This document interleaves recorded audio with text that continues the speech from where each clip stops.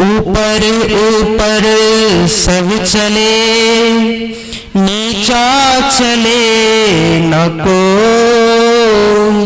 जो सबसे नीचा चले, सबसे ऊंचा हो।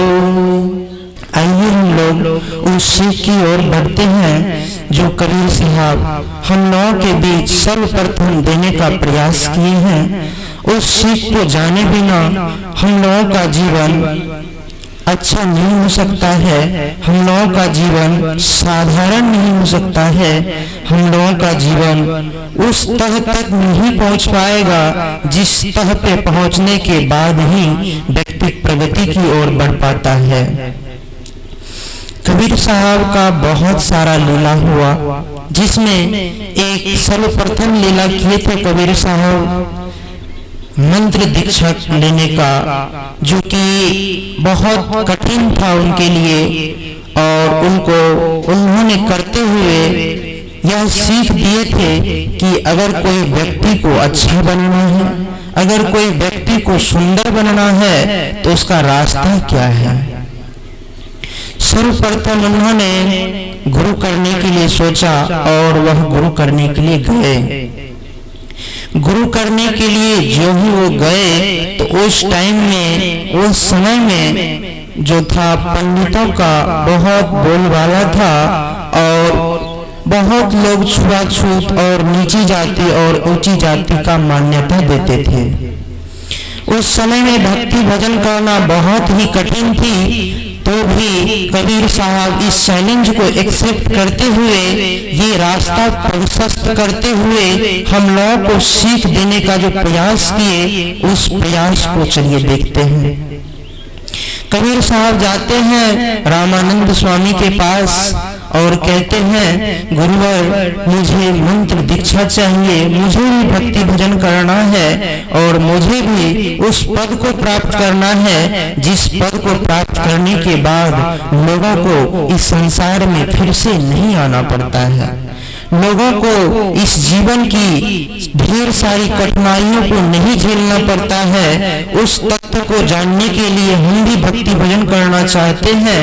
यह बात जो ही कहे कबीर साहब ने, तो सभी जन वहां पे थे जो कि पंडितों का बोलबाला था और कबीर साहब जोल्हा जाति से माने जाते थे। जब सभी लोगों ने यह बात सुना तो सोचा, ये नीच जाति का क्या भक्ति भजन करेगा, ये बच्चा क्या भक्ति भजन करेगा। तभी लगभग 10-11 वर्ष का उम्र रहा होगा कबीर साहब का।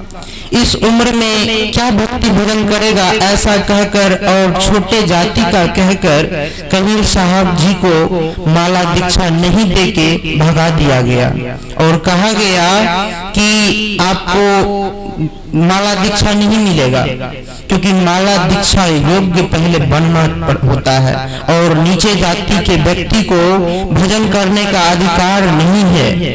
इस प्रकार कह के कबीर साहब को भगा दिया जाता है। कबीर साहब आते हैं और दिमाग लगाते हैं, किस प्रकार हमको भी माला मिले, हमको भी दीक्षा मिले। इस बात को सोचते हुए कबीर साहब ने निर्णय लिया कि इसका एक ही उपाय है। सुबह को गुरुदेव स्नान के लिए तालाब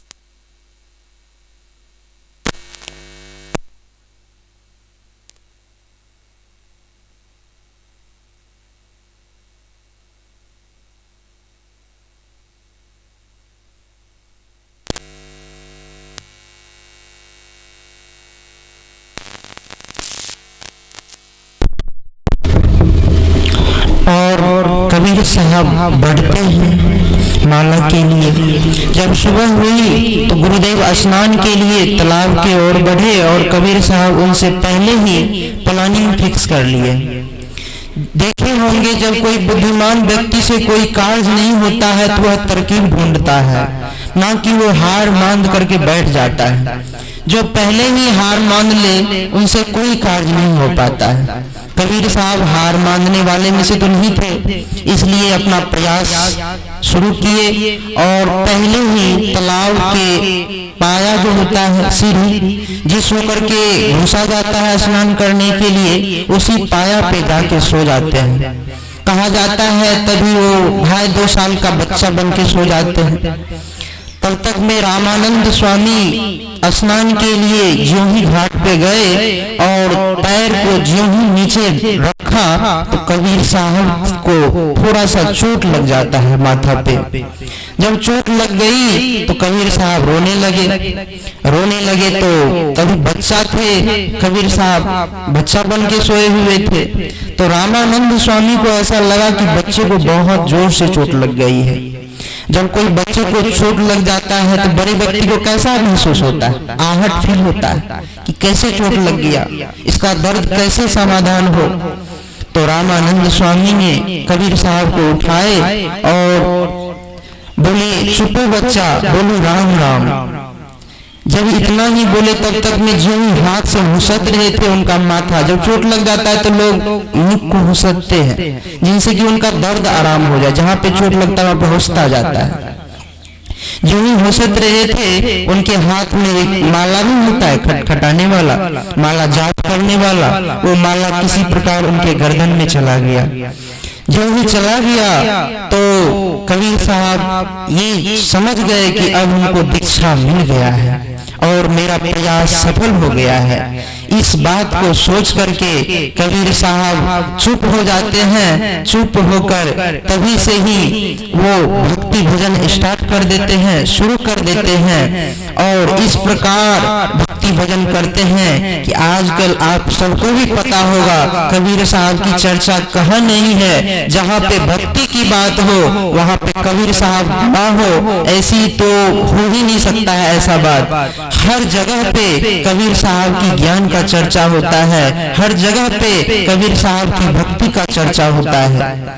कबीर साहब ने वहाँ पे यह सीख देने का प्रयास किया, ऊपर ऊपर सब चले नीचा चले न कोई, जो सबसे नीचा चले सबसे ऊंचा हो।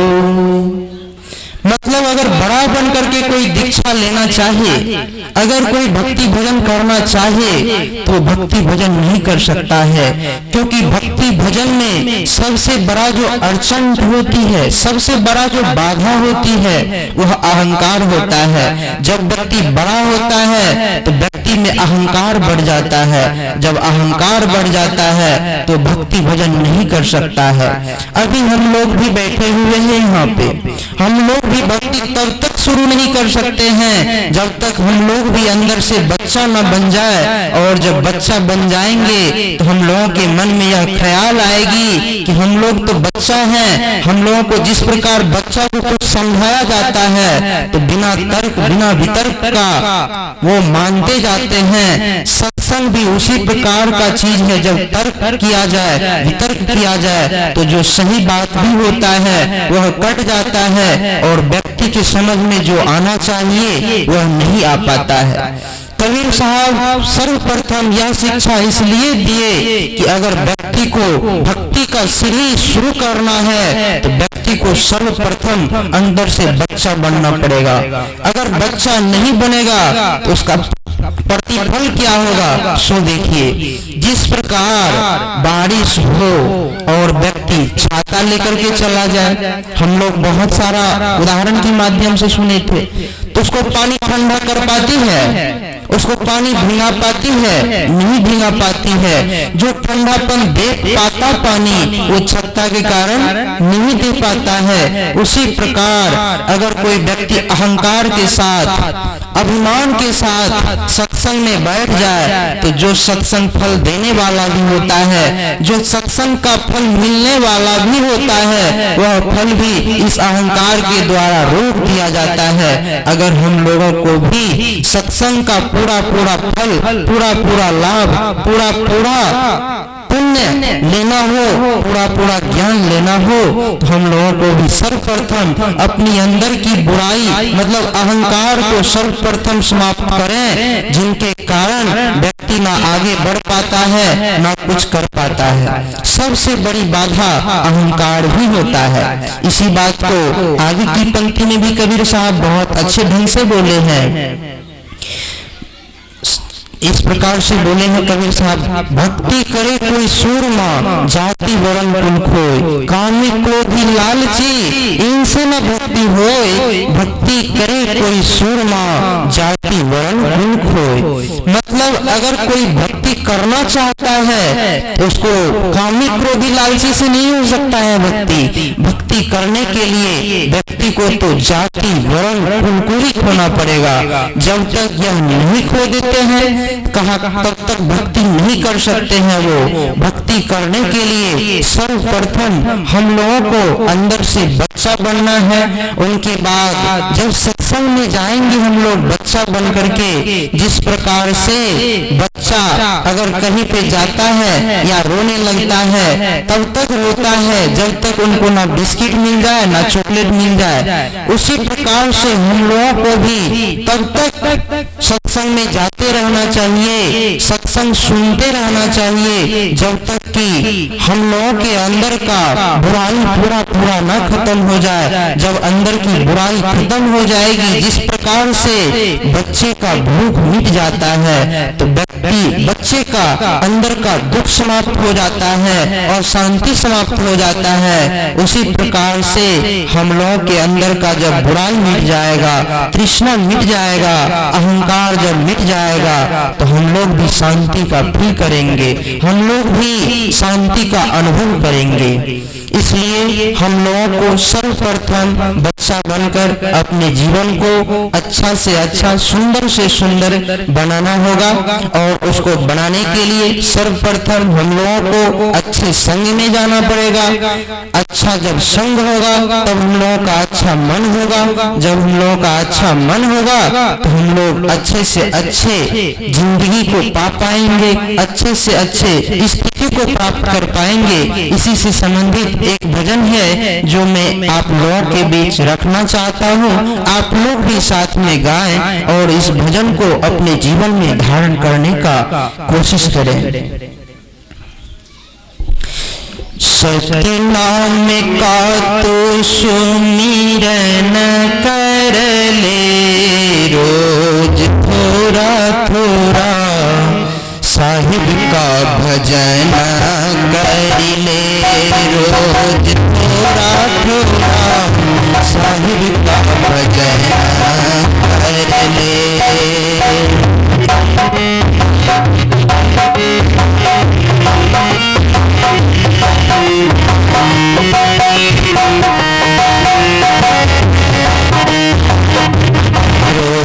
थोड़ा थोड़ा साहिब का भजन कर ले रोज थोड़ा थोड़ा, गुरु का भजन कर ले। सत्य नाम का तू सुमिरन कर ले, सत्य नाम का तू सुमिरन कर ले रोज थोड़ा थोड़ा, गुरु का भजन कर ले रोज थोड़ा थोड़ा, साहिब का भजन कर ले।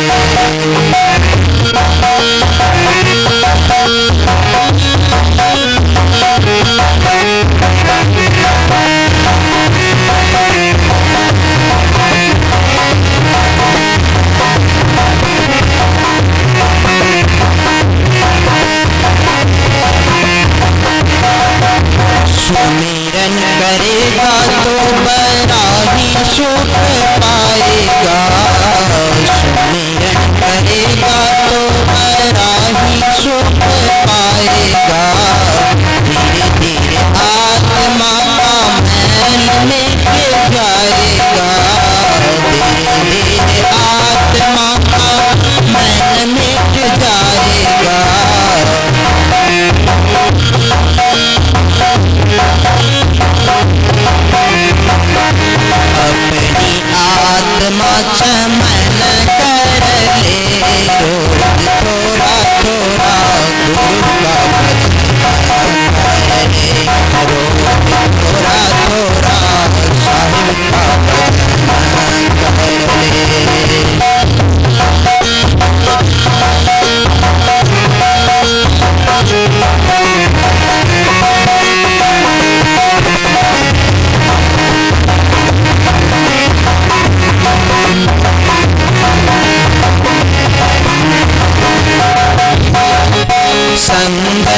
कर अच्छे लोगों की संगति कर अच्छे लोगों की दवा मिल जाएगी सभी रोगों की दवा मिल जाएगी सभी रोगों की आत्मा के साथ साथ मन कर ले थोड़ा थोड़ा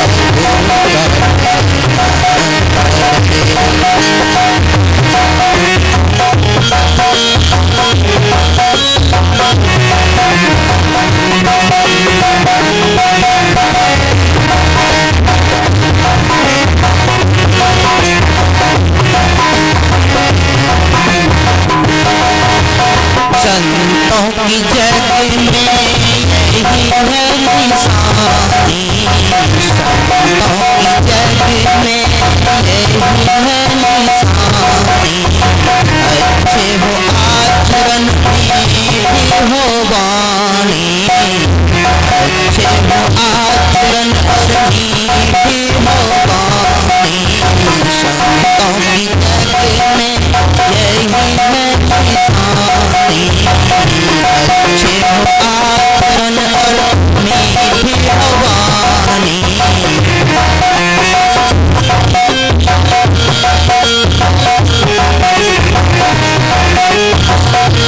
संतों की जग में यही है निशानी अच्छा हो आचरण और मीठी हो वाणी रोज खोद काया में दफन कर ले थोड़ा थोड़ा गुरु का भजन कर ले थोड़ा थोड़ा साहिब का भजन कर ले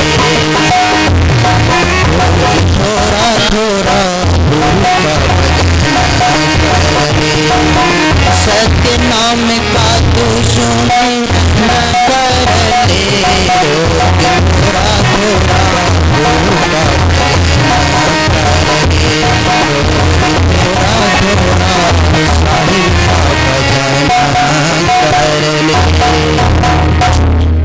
कहा भी गया है संगति की जय साधु की हरे और की व्याधि ओछी संगति क्रूर की आठों पहर उपाधि। अगर हम लोगों को सुख पाना है शांति पाना है चैन पाना है तो हम लोगों को साधु का संग करना चाहिए। कहा इस भजन के माध्यम से भी बताया गया संगति कर अच्छे लोगों की दवा मिल जाएगी सभी रोगों की।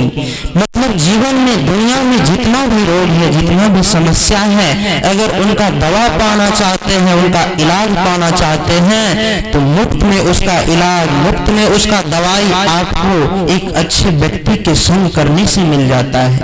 इसलिए हम लोगों को हर वक्त ये याद रखना चाहिए हमें अच्छे लोगों का संग करना है हमें अच्छे संतों का संग करना है। अगर आप लोग ऐसा करते हैं आप लोगों के जीवन में जो भी त्रुटियां हैं जो भी दिक्कत है जो भी बीमारी जो भी परेशानी है सबका दवा मिल जाएगा। जिस प्रकार रोगी को दवा मिल जाता है तो फिर से टनटना जाता है कारगर हो जाता है उसी प्रकार से हम लोगों के जीवन में भी जो परेशानी है जो दिक्कत है हम लोग भी साधु का संग करके अपनी परेशानी को मिटाकर अपने जीवन को मजबूत से मजबूत सुंदर से सुंदर अच्छा से अच्छा बनावें। इन्हीं चंद शब्दों के साथ मैं अपनी वाणी में लेता हूँ विराम। सभी के चरणों में त्रैवार शाही जिंदगी।